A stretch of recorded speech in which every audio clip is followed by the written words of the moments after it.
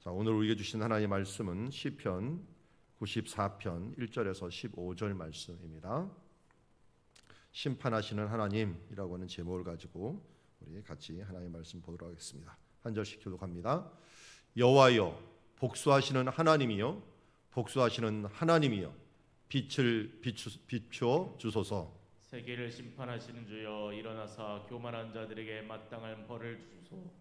여호와여, 악인이 언제까지 개가를 부르리이까?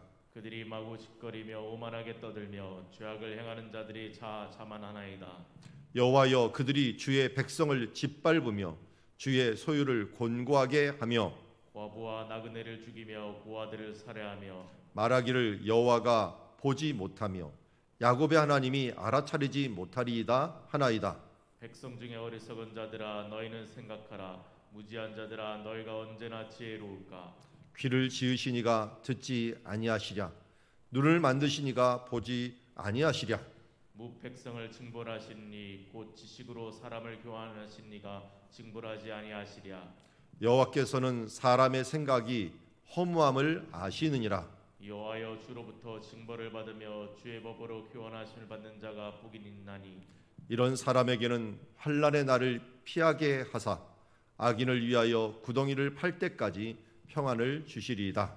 여호와께서는 자기 백성을 버리지 아니하시며 자기의 소유를 외면하지 아니하시리로다. 같이 읽습니다. 심판이 의로 돌아가리니 마음이 정직한 자가 다 따르리로다. 아멘. 자, 오늘 시편 94편은 모든 자를 심판하시는 하나님이라고 하는 부분들을 다루고 있습니다. 오늘 1절에서 4절까지는 도움을 청하는 시인의 기도가 있고요. 5절부터 11절까지는 압제자를 고발을 합니다. 그리고 12절부터 15절 율법을 순종하는 자의 삶을 높이고 있고, 우리가 다 보지는 않았지만 16절에서 마지막 절까지는 어려움 중에서도 이제 구원을 확신하는 그 말씀이 있습니다. 자, 오늘 1절에서 3절을 보면은 좀 시인이 격앙돼 있는 모습을 보게 됩니다. 왜냐하면 이 반복되는 이 모습을 보면 알 수가 있습니다. 복수하는 하나님이시여. 원래 원어상으로는 여호와가 먼저 나오지 않고 엘 하나님, 그리고 복수하는, 이렇게 복수하는 하나님 이게 강력하게 나오는 것을 보게 합니다. 복수하는 하나님. 이게 하나님을 이렇게도 부르는구나 하는 것을 우리가 알 수 있죠. 우리는 공의로우신 하나님 정도만 하는데, 공의를 떠나서 아예 복수하시는 하나님이라고 하는 말을 하고, 또 2절에 보면은 심판하시는 주 이렇게 얘기를 합니다. 그만큼 하나님께서 이 부분들을 복수해 주시고 심판해 주신다고 하는 것들을 믿고 외치는 것을 보게 됩니다. 예수님도 원수 갚는 것이 내게 있으니 너희는 차라리 원수를 사랑하라 라고 말씀하고 있습니다. 우리가 계속적으로 보지만 하나님께 초점을 맞추는 행위, 이것을 우리는 기도라고 합니다. 우리가 무엇을 행할 때 나나 너에게 초점을 맞추고 그들에게 초점을 맞추는 게 아니라 하나님께 먼저 구하는 것, 먼저 그의 나라와 그의 의를 구하는 것, 이것을 우리는 기도라고 할 수 있고, 하나님께서는 먼저 그렇게 행하는 것들을 원하고 있습니다. 그것이 우리는 여호와 동행이라고 할 수 있습니다. 이번 주 계속 주제가 노아에게 주신 은혜도 있지만, 그 방주가 있으면 방주 밖에 있는 사람은 심판이 되는 거죠. 하나님께서 길이 참으시던 중에 결국 그들을 복수하시는 모습을 보게 됩니다. 복수하시는 하나님, 빛을 비추어 주시옵소서. 여호와여 라고 외칩니다. 그러면서 2절에서는 원래 1절 끝에서 비추소서라고 얘기하고 2절 앞에서는 일어나소서라고, 비추어서 일어나 주시옵소서. 누가요? 이 땅, 세계라고 하지만 이게 에레츠라는 땅을 얘기하고 있습니다. 땅을 심판하시는 주여. 심판한다는 것은 샤파트라고 하는 단어를 쓰는데, 이 샤파트라는 단어가 복수형으로 쓰면은 슈프팀, 여기는 쇼페트, 심판하시는 주, 쇼프팀이라고 하는 단어를 쓰는데 이게 뭐냐면 사사기입니다. 사사기. 사사기가 재판관이라는 뜻이에요. 재판관, 판단하는 자, 심판자라는 뜻을 갖고 있는데 그들이 이스라엘을 다스렸었죠. 그런데 그 사람들은 누구를 대신해서 다스린 거예요? 하나님을 대신해서 다스린 거예요. 그래서 이 기드온이 사람들이 자기를 왕으로 막 세우려고 하니까 기드온이 하는 말이 있었습니다. 나와 내 집이 너희를 다스릴 것이 아니라 하나님께서 너희를 다스릴 것이다. 하나님이 바로 나를 재판하는 자로, 심판자로 세웠고 진짜 심판자는 하나님이시다라고 외쳤고, 그게 사사기에서 가장 멋진 말이었어요. 가장 안 좋은 말은 자기 소견에 옳은 대로 행하였더라, 이런 게 가장 안 좋은 말이고요. 가장 멋있던 말은 하나님이 너희를 다스릴 것이다. 하나님께 위임하는 모습을 보게 됩니다. 하나님께서 우리를 심판하시고 판단하시고 다스리는 자로 우리 가운데 있도록 하는 행위, 그게 바로 기도하고 맡기는 행위입니다.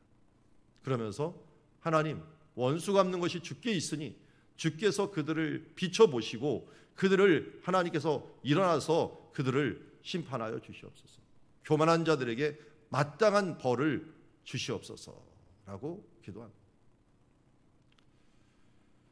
심판은 있어 왔습니다. 이미 우리가 잘 알듯이 노아의 방주도 있어 왔고, 지금 오른쪽에 보면은 무슨 그림입니까? 이게 고라의 반역입니다. 모세에 대적했던 고라와 또 그에 해당하는 사람들이 함께 불을 받기도 하고 땅에 쪼개져 갖고 땅 속에 들어가기도 하면서 하나님께서 이 심판에 대한 부분을 분명히 보여주었습니다. 그런데 우리 눈에는 어떻습니까? 3절처럼 보여요. 하나님께서 그럴 거라는 건 확신해요. 그런데 여호와여, 악인이 언제까지? 악인이 언제까지? 이거 이스라엘에서 제가 유학할 때 보면은 많이 했던 말이에요. 아드마타이, 아드마타이. 언제까지? 언제까지? 이게 2번이나 반복되는 거예요. 언제까지입니까? 언제까지입니까? 참 우리는 미련해서 1초 앞도 몰라요. 그러다 보니까 이게 언제 이 일들이 일어날지 모르니까 깝깝합니다. 그리고 또 우리가 바둑으로 치자면은 하수죠, 하수.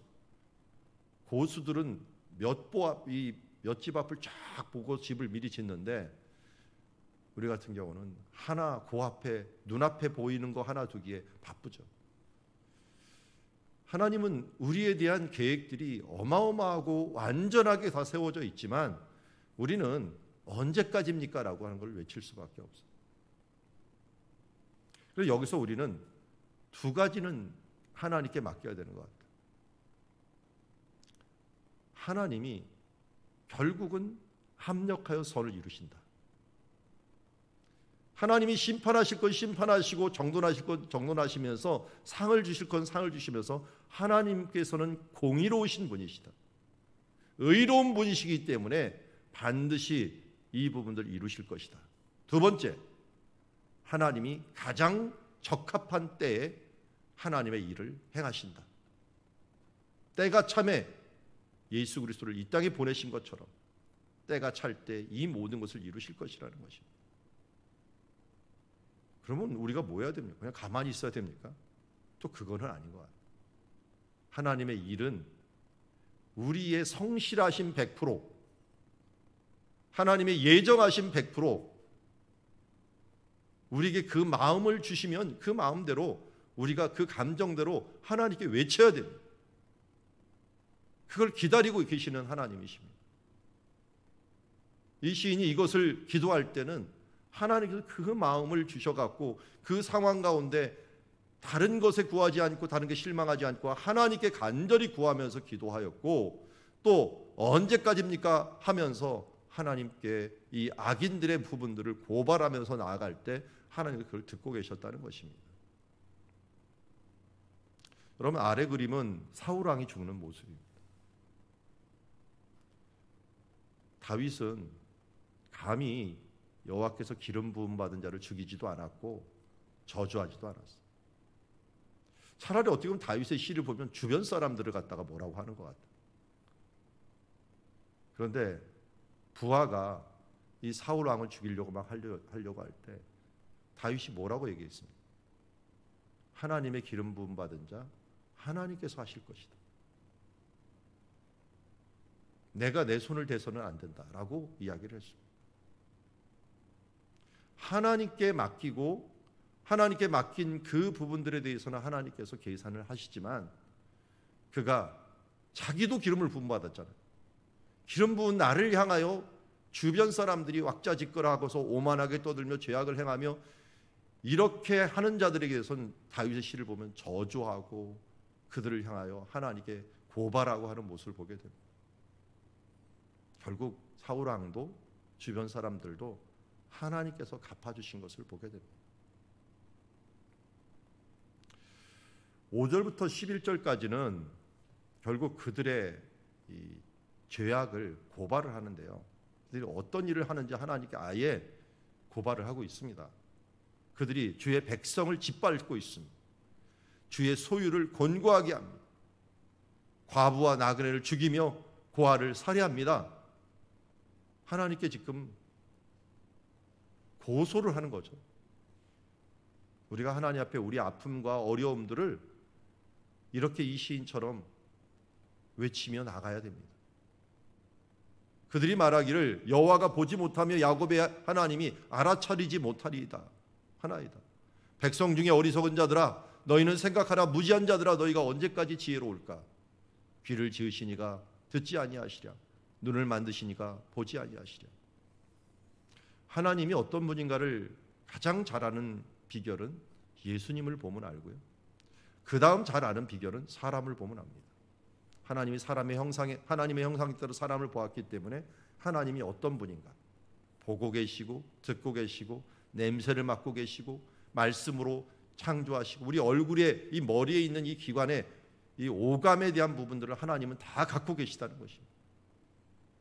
그러기에 내가 듣는 것 이상으로 하나님은 잘 듣고 계시고 내가 보는 것 이상으로 하나님께서 다 보고 계시다라고 하는 것입니다. 그런데 왜 하나님께서 침묵하시는 것처럼 보여지느냐?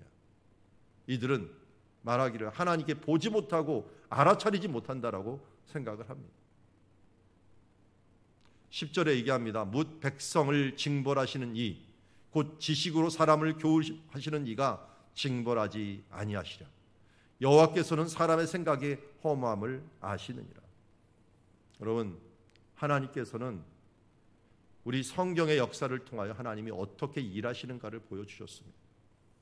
이미 우리는 마땅히 멸망받아 마땅한 사람들이라는 것을 노아의 홍수를 통해서 그리고 악이 관영해서 갈 때까지 가고 또 동성애자들이 떼를 지어다니면서 그 마을들을 문화들을 완전히 파괴하고 있는 소돔과 고모라 같은 곳에서는 불심판으로 그들을 심판할 것이라는 것을 이미 경고했습니다.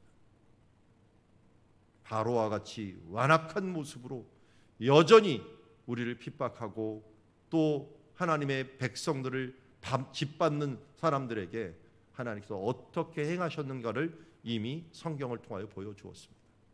현재 우리에겐 보이지 않는 것 같지만 하나님께서는 이미 하신 것을 통하여 내가 이렇게 할 거다.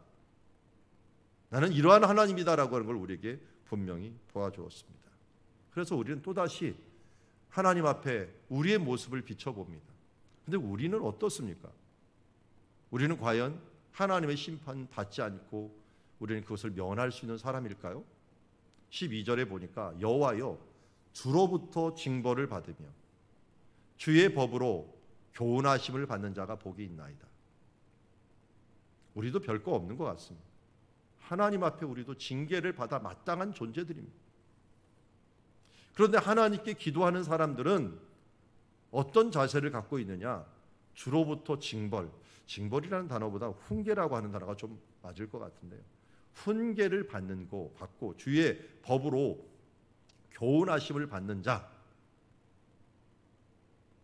그에게 징계를 받고 그 복수함을 받는 것이 아니라 우리가 고난을 받지만 그것을 훈계로, 그것을 교훈으로 내가 받는 자들은 복이 있다.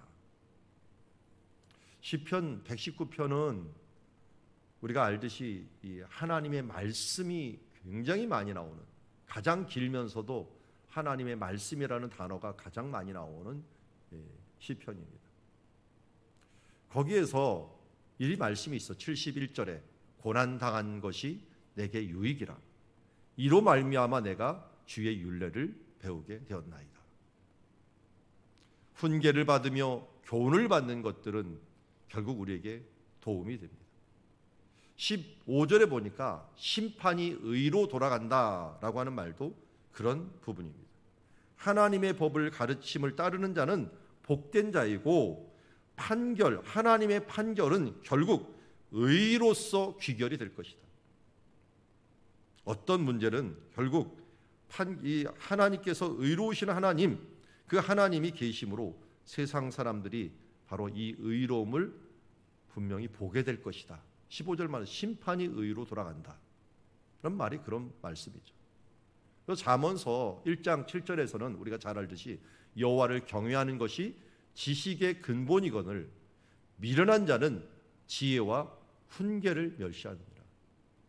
하나님께서 우리의 연약함과 부족함을 훈계하시고 때로는 징벌하시고 교훈하실 때 빨리 그것을 캐치하고 그 지혜를 내 것으로 만드는 사람들은 이 12절에서는 복이 있는 자이고, 그럼 1장 5절에서는 그런 사람은 지식을 깨닫는 것이다. 왜요? 이들은 하나님의 법을 경외함으로 받기 때문에 그렇습니다. 디모데후서 3장 16절에서는 모든 성경은 하나님의 감동으로 된 것으로 교훈과 책망과 바르게 함과 의로 교육하기에 유익하니. 다윗이 위대했던 이유는 그가 지혜롭고 분별력 있고 여호와를 잘 섬기고 그런 부분이 아닌 것 같습니다. 다른 왕들보다 다른 사람보다도 위대했던 이유는 그가 징계를 받을 때, 교훈을 받을 때 겸손한 모습으로 하나님의 뜻을, 하나님의 의를 간구했기 때문입니다. 시편 51편에도 우슬초로 나를 정케하여 주시옵소서 기도하고, 그가 선지자에게 하나님에 대한 경고를 받았을 때 많은 왕들과 많은 사람들은 교만하게 튕겨나갔지만 겸손하게 무릎 꿇고 기도했던 모습들, 그 부분이 바로 그를 위대하게 만들지 않았는가. 오늘도 우리는 주님의 징계를 받을 때, 주님의 교훈을 받을 때 겸손한 모습으로 주님 앞에 나가야 될 줄 믿습니다. 그런 자에게 하나님께서 무엇을 주신다고요? 13절에 환난의 날을 피하게 하사 악인을 위하여 구덩이를 팔 때까지 평안을 주시리이다. 악인에 대해서는 심판을, 그리고 하나님의 자녀들에게는 이 피함과 평함을, 그리고 여호와께서는 자기 백성을 버리지 아니하시며 자기 소유를 외면하지 아니하시듯이 마음이 정직한 자에게 하나님의 의가 따르게 될 것이다 라고 말씀하고 있습니다. 오늘 우리는 심판하시는 하나님을 보았습니다. 심판하시는 하나님의 여호와의 징벌이, 복수가, 심판이 얼마나 강력한가 하는 부분들을 우리는 성경의 역사적인 사건들이 우리를 보여주고 있습니다. 그러나 하나님의 자녀들은 이 심판대 앞에서 나도 모르게 두렵고 떨림으로 있는 것이 아니라 그분을 경외함으로, 그의 교훈을 받고 훈계를 받음으로 차라리 복 있는 삶, 의로운 삶으로 나아가는 주의 자녀가 되어야 될 줄 믿습니다. 기도하겠습니다. 하나님 아버지, 노아의 홍수 때 많은 사람들이 징계를 받았고 악인들은 심판으로 결국은 그 노아의 홍수로 모두 쓸어버림을 당하고 멸망을 당했지만, 의로운 자, 하나님의 그 의를 받아들이는 자, 교훈을 받아들이는 자는 그 의를 통하여 구원을 받고 영생을 얻었으며 결국 의인이라 칭함을 받고 하나님의 생육하고 번성하는 복을 받은 줄 믿습니다. 여호와를 경외하는 것이 지식의 근본이거늘 미련한 자들은 하나님의 이 놀라운 지혜와 훈계를 멸시하고 있습니다. 주님, 오늘도 주의 말씀을 봅니다. 하나님의 성경의 말씀은 교훈과 책망과 바르게 함과 우리를 정말 유익하게 하는 이 말씀인 줄 믿사오니 구원의 길을 갈 때 오늘도 말씀을 듣고 행하는 자 되게 하여 주시옵시고, 말씀에 대하여 귀를 막고 눈을 감는 자들이 되지 않도록 주여 우리의 삶을 이끌어 주시옵소서. 그리고 하나님은 공의로우신 분이며 가장 적합한 때에 하나님의 뜻을 이루신다는 것을 믿고 오늘도 인내하며 나아가는 주의 자녀들 되게 하여 주시옵소서. 예수 그리스도 이름으로 기도드리옵나이다.